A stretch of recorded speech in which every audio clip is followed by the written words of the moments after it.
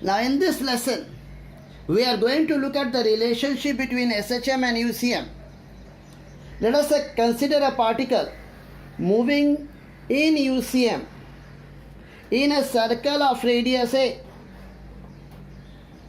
It is moving with angular velocity omega. So in time t, it will be at this angular position where this angle is omega t. In UCM, the velocity is along the tangent.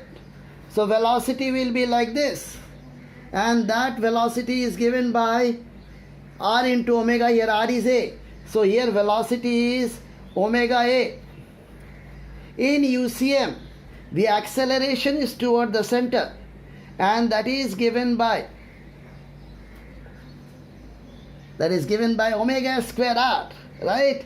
In UCM, the acceleration is omega square r, r is a. So this is about UCM.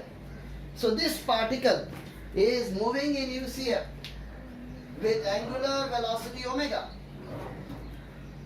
At time t, it is at angular position omega t. Its velocity is given by omega into a, and its acceleration is given by omega square a. The velocity is along the tangent, acceleration is toward the center.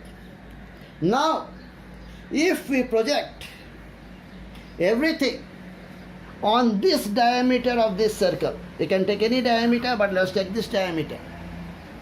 So this A will have a component along this direction, and that will be given by this x equal to a cos omega t. So that is like SHM. X equal to a cos omega t is SHM. So therefore, this position of the particle when projected on this diameter gives us x equal to a cos omega t, which is the equation of SHM. Now if you project this velocity in the horizontal direction, then this is omega t, this will be omega t, and this is opposite to that x, so we can put a minus sign. So component of this velocity in this direction will be v sine omega t with a minus sign because in opposite direction. So this velocity will come out to be minus omega a sine omega t, and that matches with the equation for velocity in SHM. If you differentiate this with respect to time, we get this. So if you project the velocity of UCM in the horizontal direction, then you get the velocity of SHM. Now let us look at the acceleration, which is this way. So this acceleration is omega square x, omega square a. Okay, this UCM acceleration.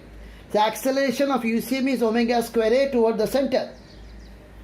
Now if you take the component of this omega square a in the horizontal direction, again it is in the negative direction, and this angle is omega t. So this component of acceleration will be minus, because it is in opposite direction, minus omega square a, and this component will be cos omega t, and that matches with the acceleration of SHM. So if we project the UCM on the diameter of the circle in which the UCM is occurring, on any diameter, okay, we can take any diameter and same thing is valid, then we get SHM.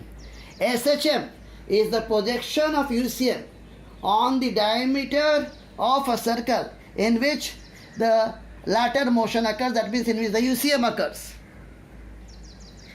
Actually, Galileo was looking at the moons of Jupiter, and from the earth they appeared to be moving in SHM. So this is appearing to move in SHM, and actually they are moving in UCM. So this UCM motion of the moons of Jupiter appear as SHM to us because we are not able to make out this depth. So we see the projection on the diameter or on a flat surface, and that appears as SHM. If a body is moving in UCM perpendicular to this board, then its shadow will move in SHM.